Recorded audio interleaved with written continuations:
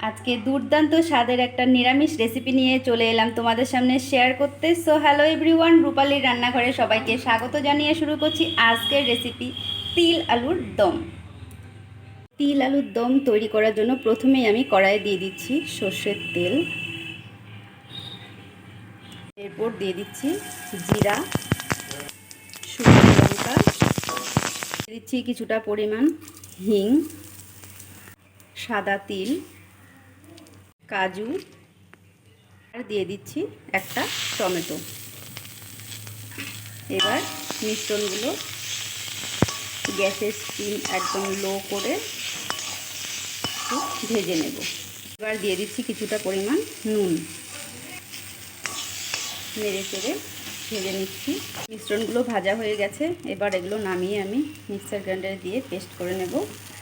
এবার কড়াইয়ে আবার দিয়ে দিচ্ছি কিছুটা পরিমাণ তেল, দিয়ে দিচ্ছি ফোড়নের জন্য জিরা আর অল্প পরিমাণ হিং, দিচ্ছি সেদ্ধ করে রাখা আলু, দিচ্ছি স্বাদ অনুযায়ী নুন,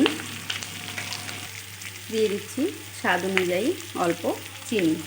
চিনিটা যারা পছন্দ না করো তারা স্কিপ করতে পারো। গোটা কয়েকটা কাঁচা লঙ্কা দিলে ভালো একটা স্মেল হয়। আলুটা খুব ভালোভাবে ভাজা হয়ে গেছে, এবার আমি এতে অ্যাড করে দিচ্ছি পেস্ট করে রাখা মশলা। এবার বাটিটা ধুয়ে আরও অল্প জল দিয়ে দিচ্ছি, কিছুটা মশলা লেগেছিল। এবার কিছুক্ষণ নেড়ে চেড়ে আমি 5 মিনিটের মতো ওয়েট করব। তিল আলুর দম মোটামুটি প্রায় হয়েই গেছে। এবার আমি অল্প গরম মশলা